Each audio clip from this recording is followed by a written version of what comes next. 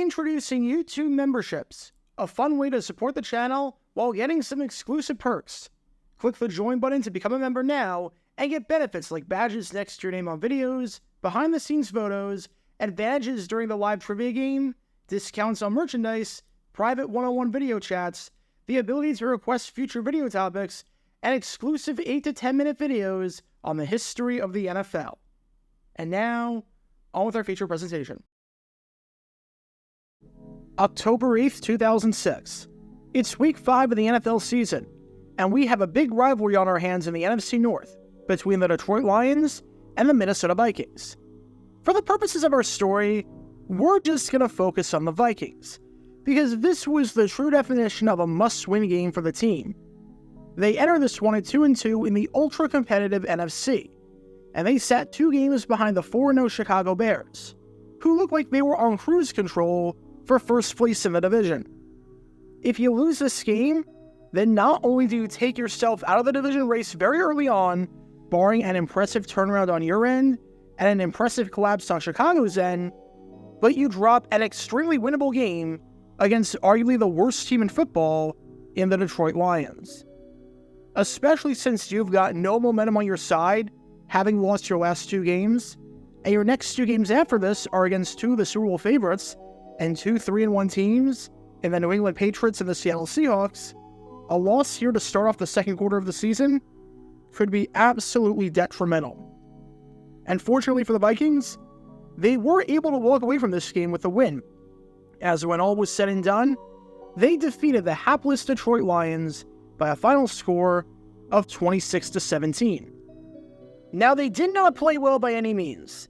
In fact, the offense was downright atrocious, turning the ball over 3 times and only finding the end zone once. But the defense? Well, that was another story.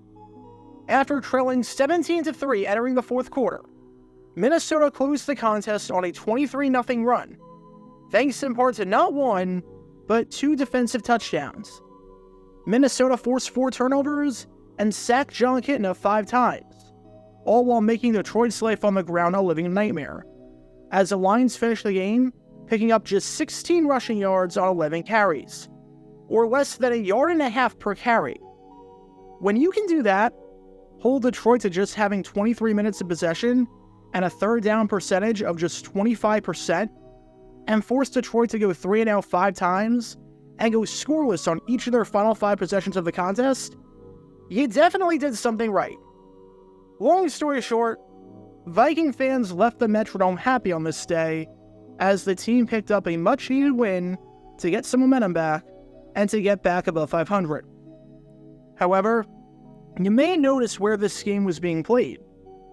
This home game for the Vikings took place at the Metrodome.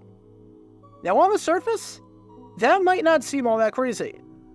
After all, the Vikings called the Metrodome their home for more than 3 decades, and played every home game throughout the 2000s at the Metrodome. But what you might not know is that we were dangerously close to not having this game take place there, or at the very least, take place on a different day. And if you're thinking that this story is going to be about a scheduling conflict that they had with another tenant of that venue, as in the Minnesota Twins, I promise you, it's not just that. It's actually way, way stupider and crazier than that. Because this is a story that nearly 2 decades later, and I cannot believe I'm saying that nearly 2 decades later about something that happened in freaking 2006, because I feel old just by saying that, has to be seen to be believed, because that's how insane it was. This is the story behind one of the strangest controversies regarding the Vikings in the history of the Metrodome. Before I talk about the actual controversy in question and why it came about, we need some context to understand how the Metrodome operated.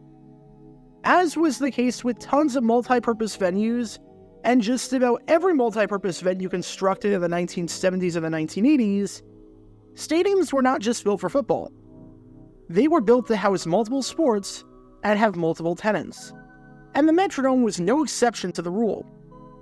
Many teams operated inside of the Metrodome, including the Minnesota Timberwolves and the University of Minnesota Athletics.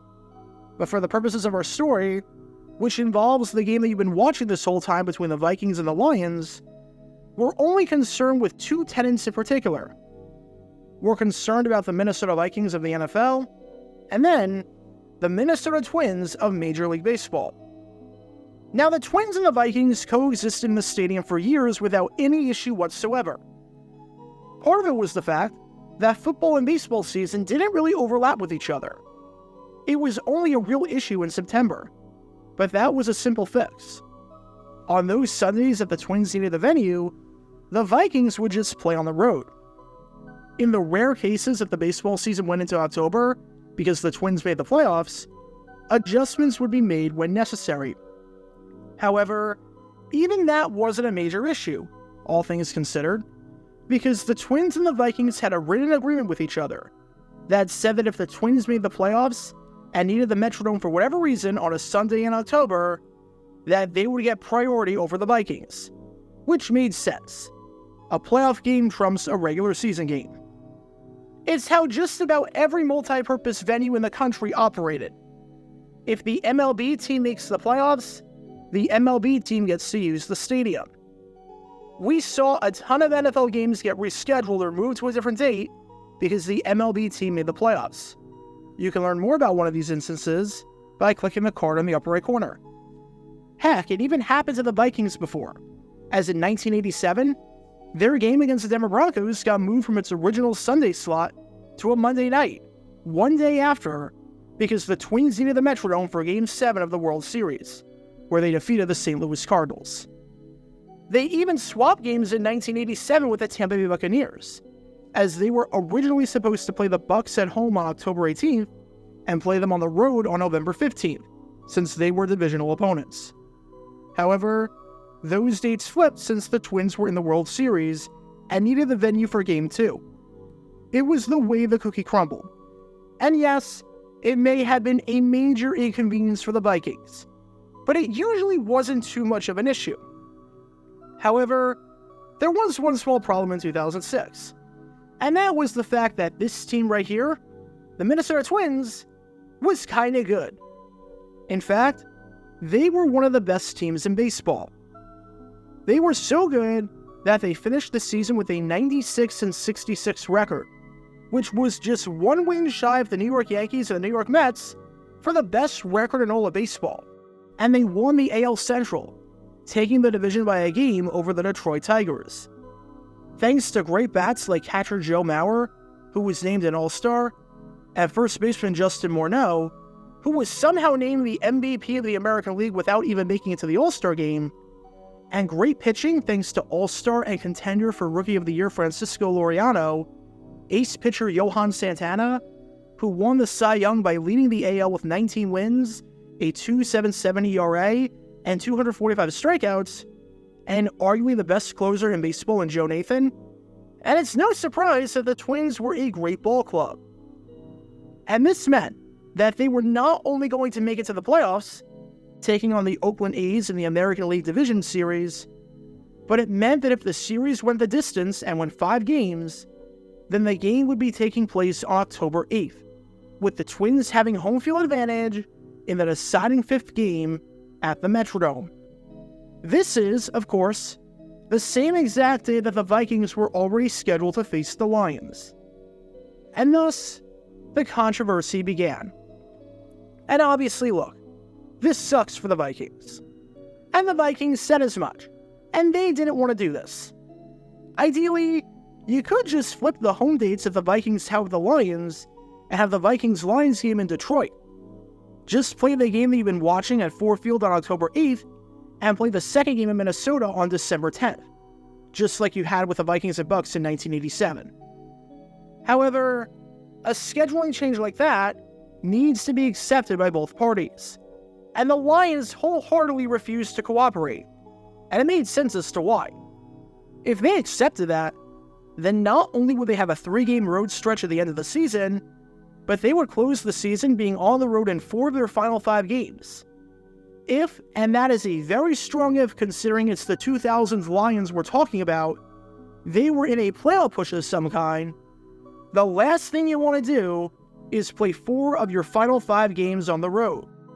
So I can't exactly blame them for saying that they had to find a way to play this game somewhere that's not in Detroit. They had no obligation to change the date and work with the Vikings on this, nor did it benefit them in any way to do this. So the Vikings were in a pickle, especially since they believed that they were entitled to the Metrodome that day. Lester Bagley, the Vice President of Public Affairs and Stadium Development for the team, said that the team was committed to finding a solution, but did not concede the Metrodome or the fact that the game was going to be moved from its Sunday time slot. Said Bagley, "We've got a game scheduled that day that could require some difficult adjustment. It's not like moving a game from a Saturday to a Sunday. It's moving it from a weekend to a weekday. There's a considerable cost that goes into that, and we have fans that come to games from 4 or 5 states and from Canada. We have to consider all of that." Translation: we're not giving up the Metrodome. But look, Vikings, you may be out of luck here, as much as you don't want to be. As much as you want to play this game on October 8th at 1 o'clock Eastern like you originally thought, an agreement is an agreement. If you agreed that the Twins had priority as part of the Metrodome agreement, then unfortunately, there's nothing that you can do about it. So let's see the user agreement that the Vikings and Twins had with the Metrodome in 2006. The Twins' user agreement with the Commission has given them playoff priority in the Metrodome, but that agreement expired after the 2004 season. The team has been operating under the same terms, but does not have a new written agreement. Wait, hold up, time out. You're telling me there's no written agreement? In the very likely scenario that the baseball team makes the playoffs and needs the stadium, in a scenario that has happened before, and in a scenario that has happened many times in other stadiums, and in a scenario that has the potential to cost one team or another millions upon millions of dollars, there is no written agreement? I'm sorry, what? How? How did anyone think this was a good idea? I have contingency plans developed for literally every possible scenario. And when I write contracts for various things, I have just about every possible thing written out, where if X occurs, then Y is what's going to happen. And you're telling me that the freaking Metrodome didn't have that here? You're telling me we have a scenario where the Twins feel that they're entitled to the stadium because they have a game that day, and the Vikings feel that they're entitled to the stadium because they have a game that day. And the answer is that they're both right. And this isn't like what happened in Baltimore in 1970 with the Colts and the Orioles, which you can learn more about by clicking the card in the upper right corner. This isn't a case where both teams were in the right, but that's because when the agreement was written, no one foresaw the creation of Monday Night Football. You're telling me in the year 2006 that we're not even going to write this highly foreseeable scenario down? It's a simple question that is the case with literally every single multi-purpose venue in the country. If 2 teams play in the venue, which one has priority? And yet, in one of the biggest ones still standing, the answer was, we don't have it written down. We're just going to hope for the best. Are you actually kidding me? One of the best and most fulfilling classes and most rewarding classes in terms of what I learned in law school was a very intensive course on contract drafting. It was not easy. And I'm telling you, if these people were taking that class, they would have failed 100% for not including this provision in there. I am genuinely baffled. And what's even more baffling is that Bill Lester, the executive director of the commission looking over the Metrodome, said that the Twins were going to have priority because the Vikings were going to do the right thing. Said Lester, "The Vikings are good corporate citizens. I don't think they're going to try to exercise that." Why? Why would you say that or think that? Number one, they don't have a contract. There's nothing to exercise. Number two, Lester Bagley, who works for the Vikings, already said that they're probably not going to do that because he can't just wave a magic wand and move the game to a different date because of how unfair that would be for everyone involved. Number 3, the Vikings have no incentive to play nice with the Twins. Not only did they book the stadium first, but the Twins were as good as gone anyways. Target Field, their new baseball-only stadium, was going to begin construction soon and was approved and voted on during the 2006 football offseason. It was a done deal. It's almost like if your roommate, who's coming off the lease in 2 months, and who you're not very close to, asks you to do them a huge favor that's going to massively inconvenience you and set you back financially. What incentive do you have to do that? You're never going to see them again. The Vikings and the Twins are almost at the point where they will never share the same stadium again. The Vikings have no incentive to do this, especially since it is literally not written down in any sort of agreement because everyone designing this contract was too stupid. I know I might sound like I'm beating a dead horse here. Trust me, I know. But I seriously cannot get over the fact that there was no freaking written agreement for something of this magnitude. I'll put it this way. If you took any sort of music class in high school, you can probably relate to this. When I was in high school and was in choir, once a week, we would have lessons, which is where you get pulled out of your regularly scheduled class for whatever period it was, and you would work with your music teacher, whether it was choir, orchestra, or band, on the specific music and hone your skills. You would do this in smaller sections of maybe 10 people that are in your vocal range, in your skill range, or something along those lines. And the schedule will be designed in such a way where over, let's say, a 2-month period, you would never miss the same class more than once, since there would be a different time of day and different period each time. Obviously, there's a conflict here. If a student has a class that period at the same time as a lesson, what happens? What happens if it's a regular class period versus a test? What about a quiz? What about just a review session? What happens if it's a lesson in September versus in December, when the winter concert is just a week away? And all of that was written out. Every possible scenario was written out and agreed on with the teachers in the school. What kind of world are we living in when underpaid school teachers can coordinate such a system with high school kids about who gets priority for a class period that in the grand scheme of things will mean absolutely nothing? And yet, the freaking Stadium Commission can't do that with the freaking Vikings and the freaking Twins for the freaking Metrodome! Okay. I'm sorry. I went off the rails there. Let me catch my breath. Okay. That's better. Now, where was I? Oh yeah. The good news with all of this, amazingly enough, was that none of this mattered at the end of the day. The only way that this could have happened was if the series between the A's and the Twins went 5 games. And for those of you who know baseball, this might come as a surprise to you. But shocker, the Twins are really freaking bad in the playoffs. And they lost this series in a 3-0 sweep at the hands of the A's. So the crisis was averted. The Vikings and Lions, as in this game that you've been watching this whole time, got to keep their game on the same day at the same venue. And it was like this had never even happened.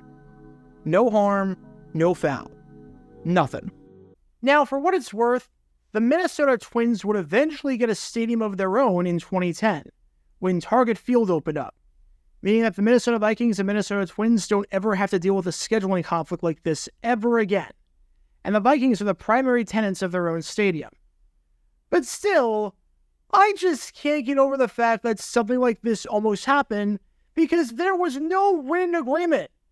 The JD person in me is just baffled. If you take anything away from this video, anything at all, write everything down, especially something of this magnitude, and especially when it comes to determining who's got priority in a freaking stadium. Just baffling. So the Vikings absolutely won here. They won because they got to keep the game in their stadium on the same day. And they won because, well, they won the game on the field by knocking off the hapless and inept Detroit Lions. Because unlike the contract drafters, on this day, the Vikings defense came to play. Oh yeah, and with anything important in life, especially with a contract, be like George Strait and write this down. Get your official Jaguar Gear 9 merchandise by going to jj9shop.com, and be sure to like and subscribe, as it really helps the channel out a lot. Join me every Wednesday night where we'll play NFL Trivia for cash prizes at 9 p.m. Eastern over on Twitch. To learn more about the history of college football, subscribe to Jaguar Gator 8. To learn more about the history of Major League Baseball, subscribe to Jaguar Gator 7. Also, special thanks to all of our Patreon supporters for helping out the channel. Your support is greatly appreciated. See how you can become a patron and request future video topics in the description below.